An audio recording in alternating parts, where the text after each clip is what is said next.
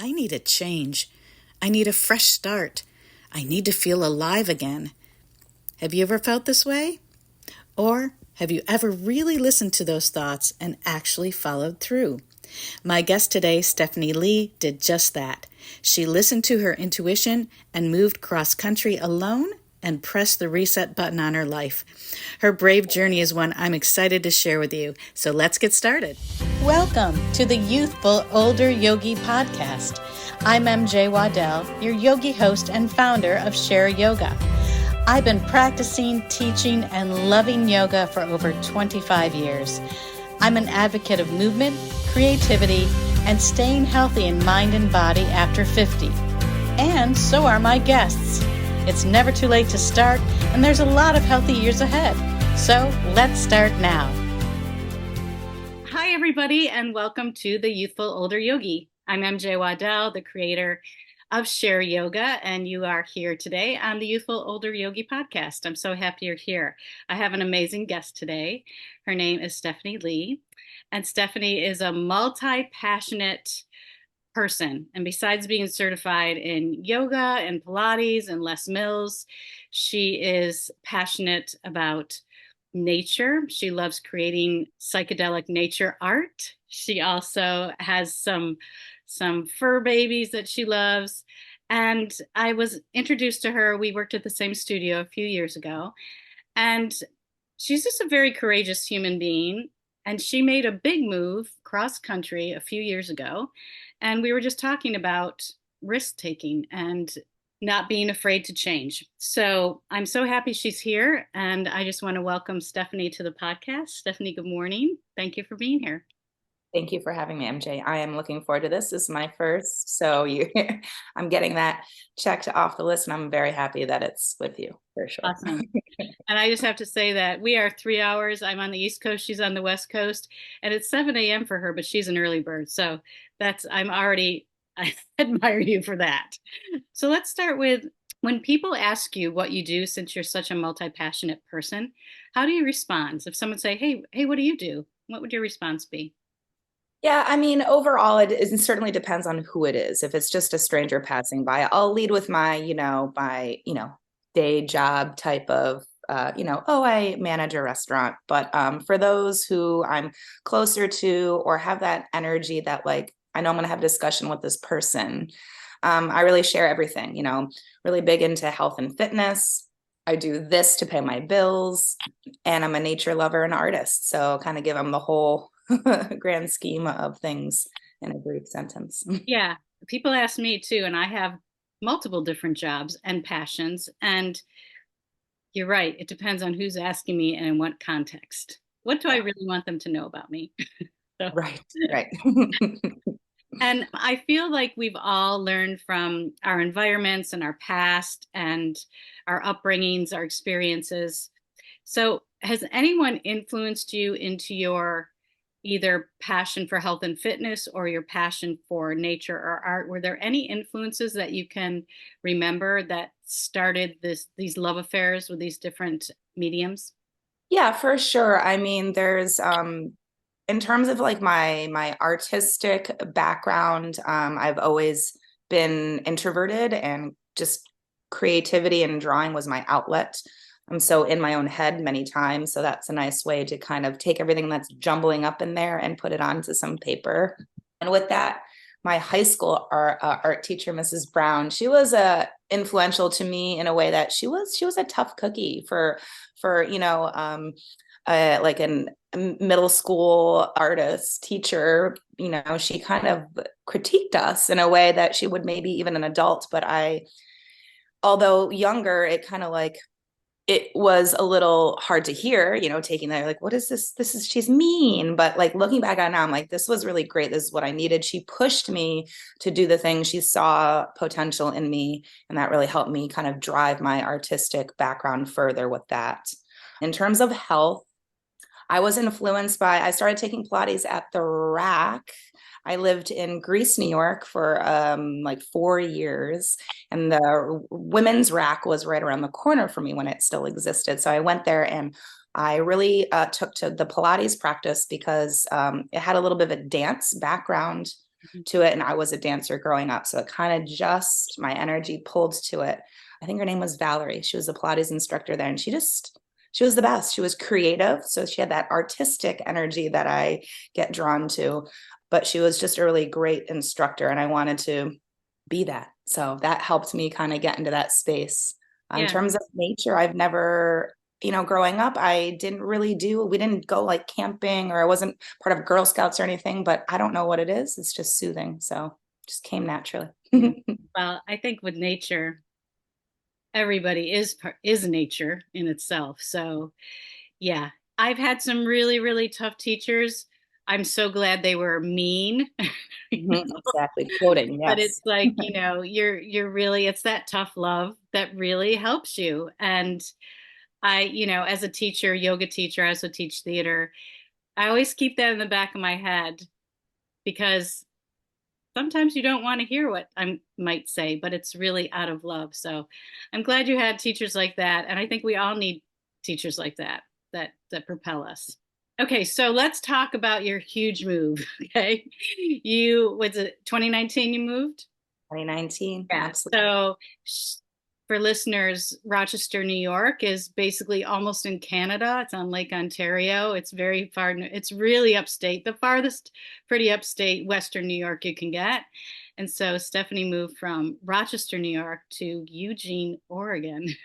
So what was it that propelled you and gave you the courage to make Mhm. such a big move, not knowing anyone, not even having a gig, nothing? So, can you just share with our listeners a little bit about that thought process and that actual achievement? Yeah. Yeah, it was quite a feat. I was born and raised in New York. I grew up in the capital, and then I moved out to Western New York for college and just stayed there. Growing up, I had a really hard time with change. I would get really anxious about it because of the unknown, right? Change is like we don't know what's to come. So I think that was really scary for me. And routine, right? You're used to this, and all of a sudden everything's thrown out of whack, and you're just like, I don't know what to do anymore. And then, so most of my life I was like that with most things. And then I went and got my yoga certification, and it was a 1 month intensive, and it was out of state. It was in the Berkshires in Massachusetts. So it wasn't terribly far away. It was about maybe like a 4 or 5 hour drive, right? But I was there for a whole month, and that was a big change for me. It was scary as all hell. I didn't know a soul when I went, but it was the most life-changing experience, not only to get certified and be immersed in like yoga and love and support, but it taught me that I can do this, right? I can get out of my comfort zone. It's scary as shit, but like, at the end of the day, I did it, and I experienced it, and I learned from it. Coming back from then I started getting the travel bug. Now I want to go everywhere. Went to New Zealand, met one of my yogi friends there, came back, and then started doing solo trips, travels. I then got the itch that, like, you know what? I've been in New York my entire life. I'm over this. I'm just over it, and I want a change. I wanted change now. Now I craved it. So I started solo traveling, and then starting to kind of look and see what would suit me for relocation. So I went to a few different places, Eugene being one of them, and really contemplated what I was needing in my soul. And it was it was a lot of nature out here, a lot of different landscapes that keep me going. And I just pulled the trigger and thought, why not? Because the worst that can happen is you just go back, I guess. If you really had to, you go back, or you Right. don't, you go somewhere else. But it's definitely scary. I had moments I woke up when I got there, and I was alone, didn't have a job yet, didn't know a soul, and I was like, what the heck? What did I just do? What Right. did I literally just do? And I was like, no, I can't do this. But it's a roller coaster, and it's great. Yeah. Well, change is always there's changes is everywhere. And also, the saying in yoga, for those of you who don't know, I don't know who they are, but they say, if you're not ready for change, you're not ready for yoga.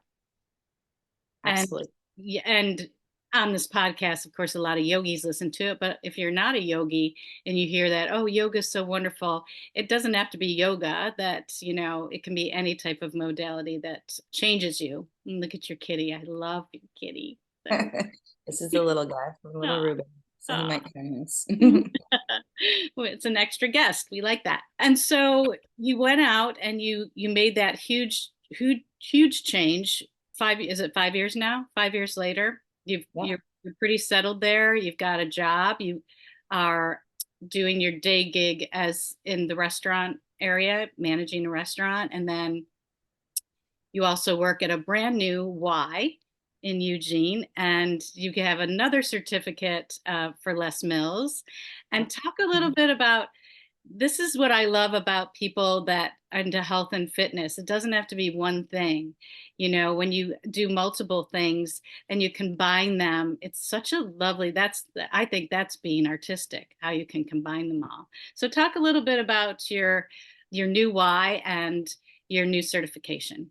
Wonderful. Yeah, the new Y, we moved in there in December, and we came from a very small Y, a very old Y, but it was beautiful because it was really close-knit community.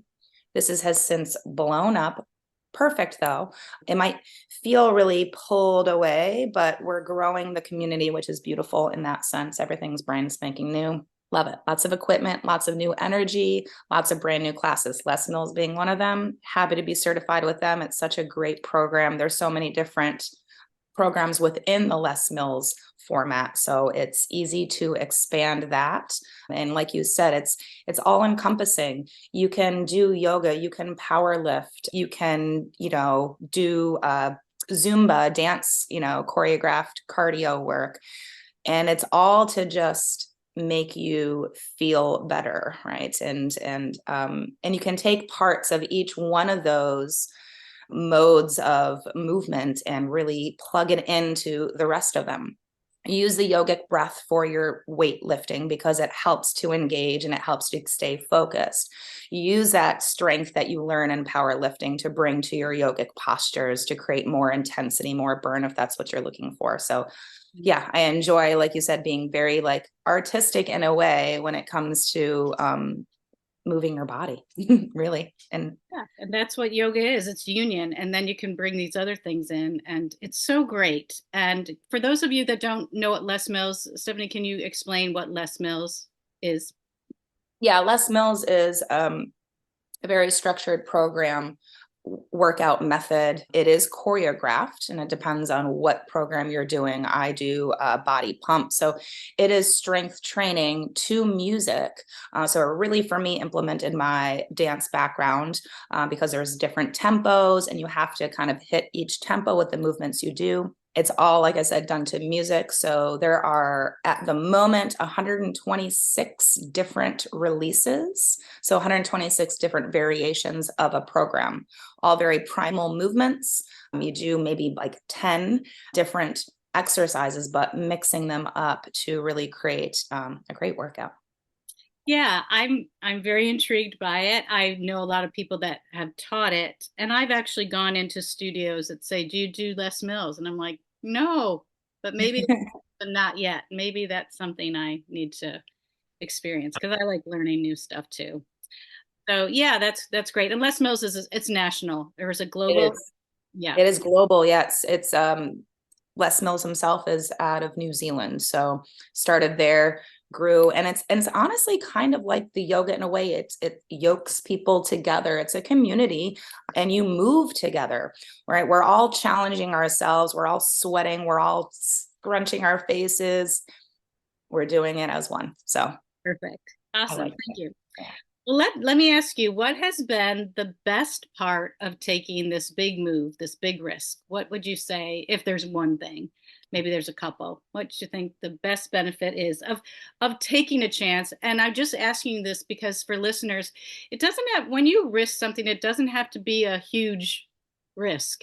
It could be, I'm going to try to make a smoothie today, which you Yeah. know, I've never made a smoothie. I've heard about them. I don't know. I mean, risk is it's subjective.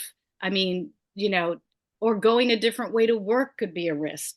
So it doesn't have to be huge, but can you, in your experience, what's been the best part or the best benefits of taking such a risk? Well, honestly, for me, it was to number one, like I had mentioned, get out of my comfort zone. I want to challenge myself, especially as I'm getting older. Like we have one life to live, really. So, trying to make it the best, the happiest, what feels right for you. And we learn that in time, I think. That also can change in time. Certain chapters require and need certain things. And this one for me was turning the page. I was in not the greatest relationships in New York. I wasn't necessarily doing the greatest things all the time. And I got in that loop and that rut and that kind of cycle. And I just kept spinning. And I knew I had to pull myself away from that to get the change I was looking for. So that was first and foremost for me. Also, just the nature out here is my healing. That's my therapy. That's my medicine in a way, is going out there, whether it's solo or with the hubbies and the dog, but it's just a time where I can slow down, I can pause, I can let my mind slows down, which is few and far between with me. So it's that's another big thing that I took from that. And just kind of like almost like you could reinvent yourself. Like that, the kind of like thought of that is kind of intriguing and fun because nobody knows you. Right. So you could just, set everything that maybe you didn't want within your life and just say goodbye to that and then say hello to a brand new. So I love it. I love it. It is. Even you talking about it, I feel my insides getting a little, because I love to take risks. I love to try new things. That's my risk. Like just trying something new, like this podcast. I don't know what the hell I'm doing, but I'm doing it and it's working out. So, but I put it off for so long because of all the mind fuck that says, I don't know enough about technology. Where can I find my guests? All that bullshit. So I love that. But then once you do it, you're like, oh my God, I did it. It's fine. So the worst that could happen is you're right. It might not work out. So there you go. And so if there's any listeners out there struggling with making a decision to make a change, whether it's tiny or whether it's humongous, from your experience, what could you share with them? What could you say to inspire them to just freaking do it? well, pretty much really that is just like, what do you have to lose? And is that loss greater than what could be? And usually it's not. Yeah. Because really all what quote unquote losing is just an experience to learn.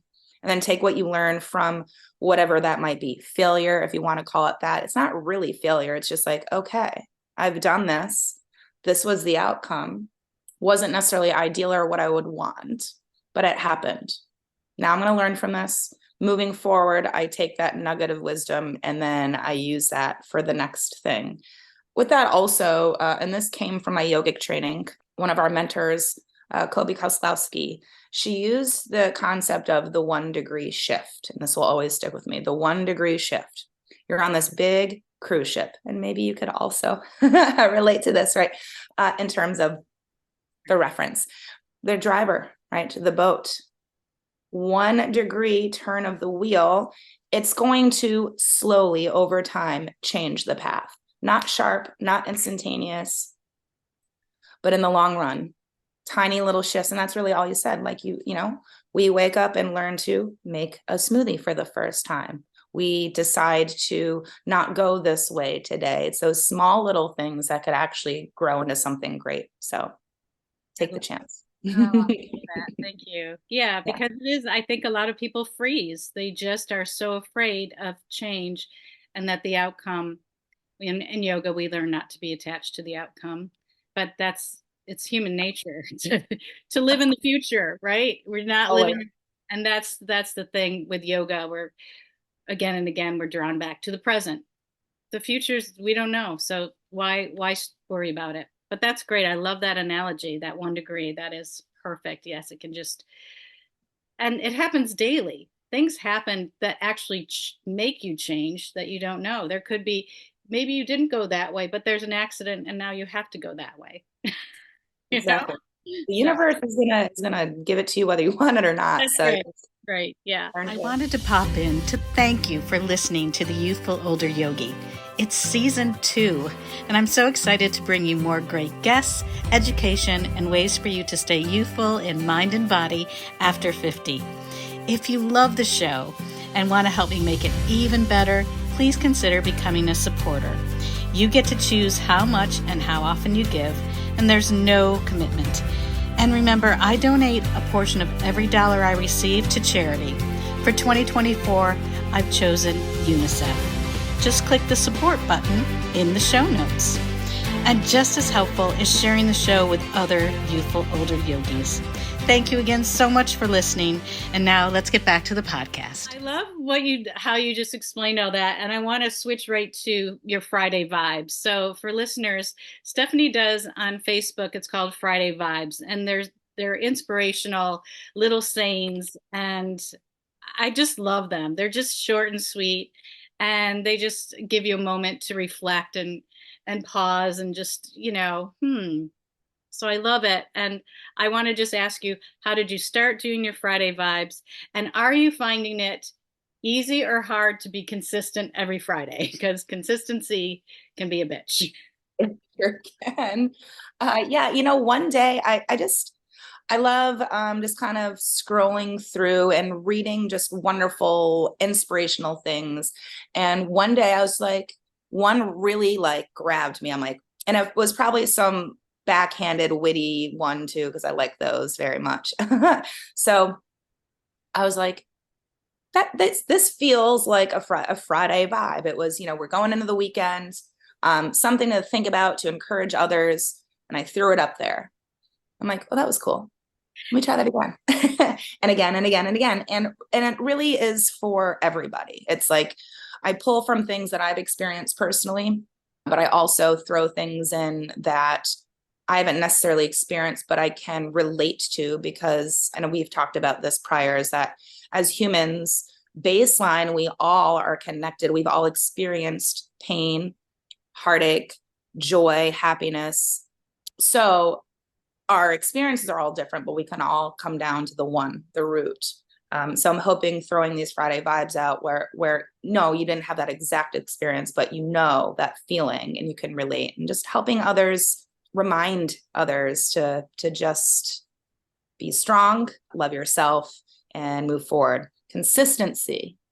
I've been doing it for a few years now. So, and there's been a good handful of Fridays where I wake up, I'm like, I don't want to. I'm not going to do it today. But then I'm like, no, I am going to do it today. Consistency is a bitch, but there are some consistencies that I find should really stick. And it's tough for me because I will start with something sometimes and I get on a kick and I'm like, I'm bored. Let's move on. And I tend to jump around. So this one we're holding on to her, the Friday vibe for a while. I agree. I've started things and then either they didn't fulfill me or something, or I'm like, okay, gave it a try, didn't, next. But even with this podcast, it's not quite a year yet, but I've made the commitment to myself. And I think promises to yourself are the most valuable, I think, because if you can keep a promise to yourself, you feel so much stronger. And so with the podcast, I'm like, I'm just going to do 2 months so I'm not overwhelmed. And we'll start with 2 a month. It's still 2 a month because it's a lot of work, and it's consistency. But I think what you said is exactly true. It's like, it's fulfilling you and it's fulfilling others. So I think that's what, if you're trying something, if it doesn't fulfill you first, and you're just giving, giving, giving and not receiving back, that then maybe you question what you're doing.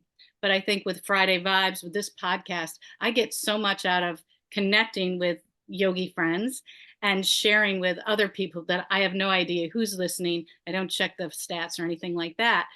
But every once in a while, I'm fulfilled knowing that I put something out there and then there'll be a comment or something. And so I think with your Friday Vibes too, it's that consistency, but it's a fulfilling consistency. Even when the days you're like, oh, I gotta do it. Yep. So, Yeah. but you still push through and you do it. And it's great because it's all about connecting.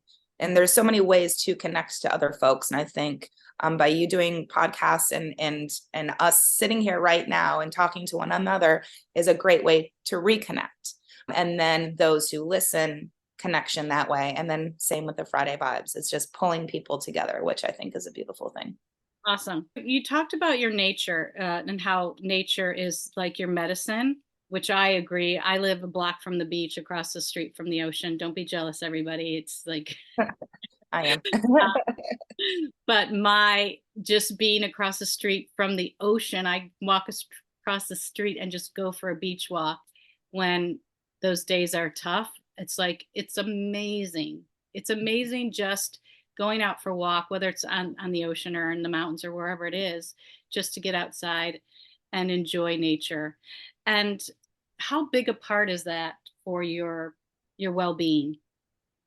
100% huge. If I didn't have it, I would probably go whack a doozy. Yeah, it brings me peace, quiets me down, and it reminds me, like, yeah, the views are spectacular, so that's a great plus. But it also reminds me, like, how small we are, right, in this whole world. How like Mother Nature, how grand she is, and how beautifully perfect she is, even with her imperfections.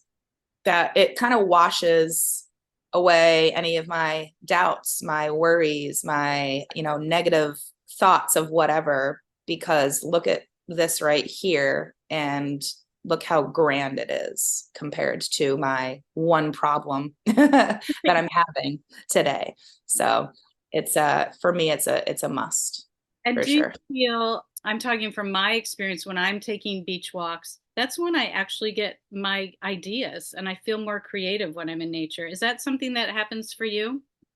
Absolutely, especially in my art for sure.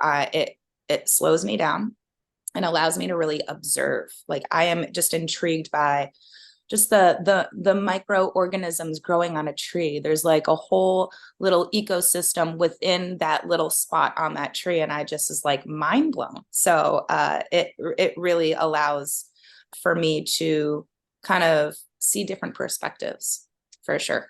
Yeah. And with your art, do you sell your art or what do you do with your art? So my art will roller coaster. I'll be on a high, I'll be super creative, I'll pump a lot out, and not to pump it out because I have to, it's because I really want to and I'm really into it. And then I'll hit a lull and I'll just be like, all right, I need to take a step back. Mm-hmm. And I did attempt to sell, and I have not, I haven't been super successful, but I have sold a few pieces for sure. I showed my art at a local brewery a couple summers ago. There's a local summer market in a neighborhood that I attempted selling at. Still trying to find the right niche for that specific style. And for now, I just do it for me. I kind of set my psychedelic nature to the side, but I still love going out there, and photography is my main base that I use in my art at the moment. So I just like to go out there and capture just moments for me at this time. But Yeah, I'm hoping down the road, it comes and it goes. So I would love to sell more though in the future. I agree. And we talked about this earlier. We both have so many ideas. That's my problem. Not problem, I guess it's a blessing, where I have so many ideas. What do I focus on? Because I'll start something. I know I put it out there in the universe. I'm going to write a play. I've written some other plays and one woman shows, but I've got an idea for a new play, but I announced it. So once I announce, I know I'm going to do it. Mm-hmm. But that idea just wham hit me, right? And so I think those ideas, I've got so many ideas, and some of them kind of fizzle out, and others, but this idea it just keeps coming. So I don't know about you, but if you could share when you have those moments where you're up here and, and creativity does lull, is it Mm-hmm. something that it's like, I really need to do this. I have to do it. How does it, I guess, manifest in your psyche? Yeah, it guess it kind of is like that. There's no real rhyme or reason per se why there's my lulls. Sometimes I just get a super charge of creativity, and I just chip away at it. Artists who do like painting or drawing, they don't necessarily make a painting in one sitting or even two sittings or even 20 sittings. Or writing a play obviously does not come like this. It'll No, take, no, it's going to be a long process. And yeah. I've written several shows where it's like it's 6 months to a year to, and then you actually have to do it. Oh crap. It actually has to happen. Yeah. Yeah, I actually So, like the creativity part. That's a part that I really even like creating, scripts for this. That's what really gets me going.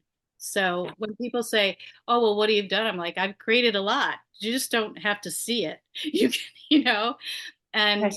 it's just interesting how artists in any medium, how they work. It's so I would ask you, is it an intuitive thing when you know this is something I have to do? Is it part of really listening to intuition? Mhm. I think so for me. And that's another reason why I'll hit lulls too, because then it's sometimes when it feels forced, I know that it's a moment that I need to walk away from it for a second.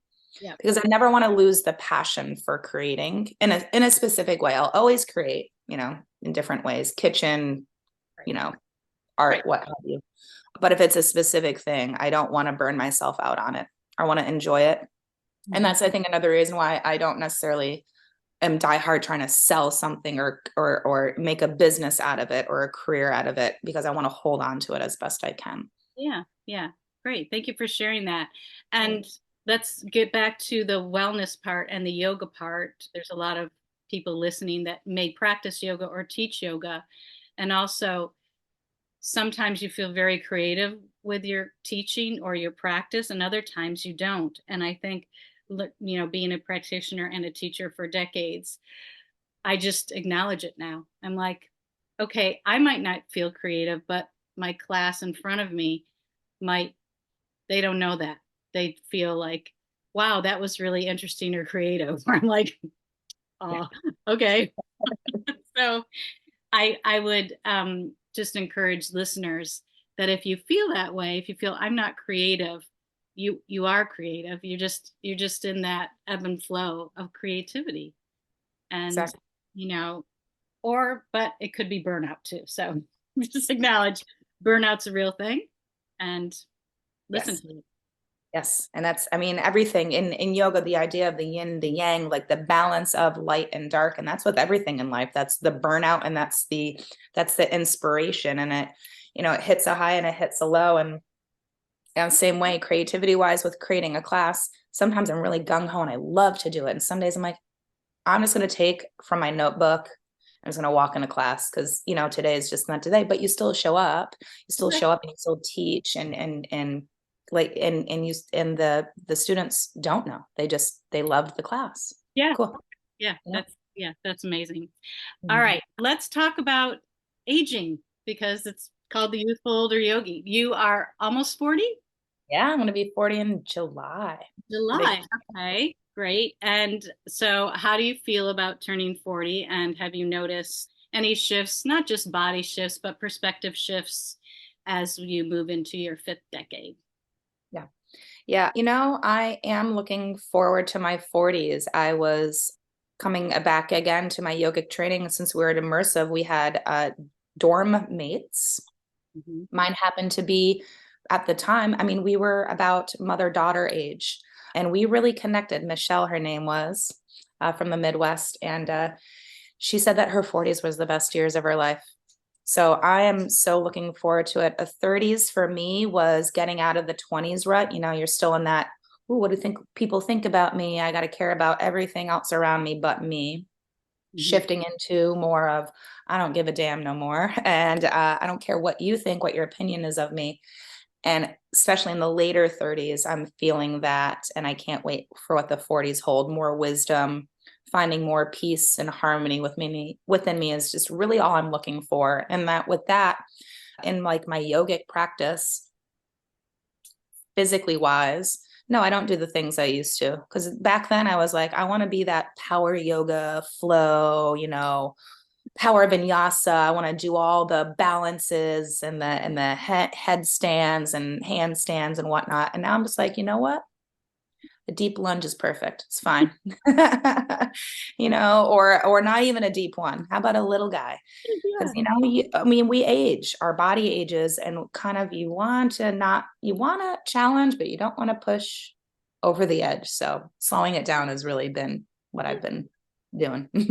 Like the seasons of your life. Your 20s, it's yeah. Where do I fit in? What do people think? The 30s, you're starting. It's just every season there's something new to learn, and it is exciting. And that's what I'm trying to encourage people to not dread aging, but to embrace it. And it's a gift that you get another birthday every year. And just to keep moving. If you keep moving and you keep your range of motion and you take care of yourself, you're going to have a very long and fulfilling life. And that includes getting out in nature, taking a risk, all of these things that I think more people are doing now since pandemic, because they see how there's a change that, hello, you had no choice about. Right. So Right. everyone across the world had a change, had a shift. Yes. So I think it was, a horrible thing that had to happen to actually maybe open up some hearts and some minds to knowing that nothing is permanent in this life. So, It was a great reminder, as tough as it was looking back now, knowing that, mhm. something can happen again. And then what? So Yeah. we roll with the waves. Okay, currently, what's your favorite yoga pose? I love Half Moon. I love it for few reasons. For the flexibility portion of it, because as you mentioned, as we age, we want to kind of maintain our mobility, and that's a nice one for me personally. I love the strength part of it. You need a strong core. You need a strong hip muscles to keep that leg lifted up behind you. And I love that because it's challenging balance wise, it forces you to find focus. And I have a really hard time doing that. So I enjoy coming into that pose to really pull me into that grounded, focused space. Love it. Yeah. You're not the first person that said Half Moon is one of their favorites in this podcast. Okay. So I love it too. I Yeah. love it. Okay. And the question I ask all my guests, typically the question is, learning all you've learned and through all your life experience, what would you tell your younger self? But I like to shift the question, and learning or knowing all that you've experienced and what you've learned in your 39 years, what would you tell your older self? Ooh, my older self, huh? Yeah. Yeah. I would tell my older self to continue down the path I'm going down at the moment. And even though it might feel frustrating or challenging at times, at the end of the day, the goal is, as mentioned, peace, harmony, and balance, getting there step by step. And that requires, shutting the doors on things, cutting off things, getting a little bit quieter, getting a little bit more solo. And I'm okay with that. And to continue to be okay with finding the love for yourself first. And that's can be a tough thing. And I still struggle with that. And I might always struggle with that, but hoping to find the most love for myself, because once we have that, then everything else just kind of unfolds as it should. So, Awesome. love. Well, that's lovely. And thank you so much for taking the time to be on the podcast. I really appreciate it. I think your story will connect with a lot of people in their 30s or 40s or whatever decade they're in. If you want to take a risk, you should listen to what's in your mind, and really what's that loop. Mm-hmm. Listen to it. It's there for Mm-hmm. a purpose. It's So the whisper. It's the whisper that sits in the back of your head, and it is quiet, but it won't stop until it's done. yeah, it's quietly loud. It's like- Exactly. Exactly. yeah. Yes. And thank you so much. And if you're on Facebook, check Mhm. out Stephanie Lee. Are you on as Stephanie Lee on I Facebook? am definitely on Facebook. Yeah. Uh-huh. and experience her Friday vibes, which is lovely. Yeah. And you teach at the Y in Eugene, Oregon, correct? So if you're Yes. listening out on the West Coast, go join the Y and take Stephanie's class. Do you teach just Les Mills there, or do you teach Pilates and yoga there? You teach like everything? The whole shebang, yeah, Pilates, yoga, and the Les Mills pump. So Awesome. Awesome. Good. Well, thank you again so much, Stephanie. I wish you the best. It's just nice to see your face and reconnect with your energy and your spirit. likewise, thank you, MJ. Appreciate this opportunity, and I look forward to just reconnecting again for sure. Thank you. Thanks so much for listening. You can find me and subscribe for more youthful and healthy information on my website, shareyogawithmj.offeringtree.com. Or if you know how to navigate social media, find me on Facebook /Mary Jane Waddell. That's Jane with a Y, Jayne, and Instagram at Mary Jane Waddell. Remember, Jane with a Y. Now, this podcast would not be possible without my youthful older producer, editor, and creative friend, Andrea Canny. And you can find Andrea at Andrea Canny, that's CANNY.com. And of course, thanks to my generous guests who've shared their time and youthful wisdom. Remember, the Youthful Older Yogi podcast is presented solely for educational, inspirational, and entertainment purposes. It's not intended as a substitute for a physician or other qualified professionals. Okay, yogis, stay well and stay youthful.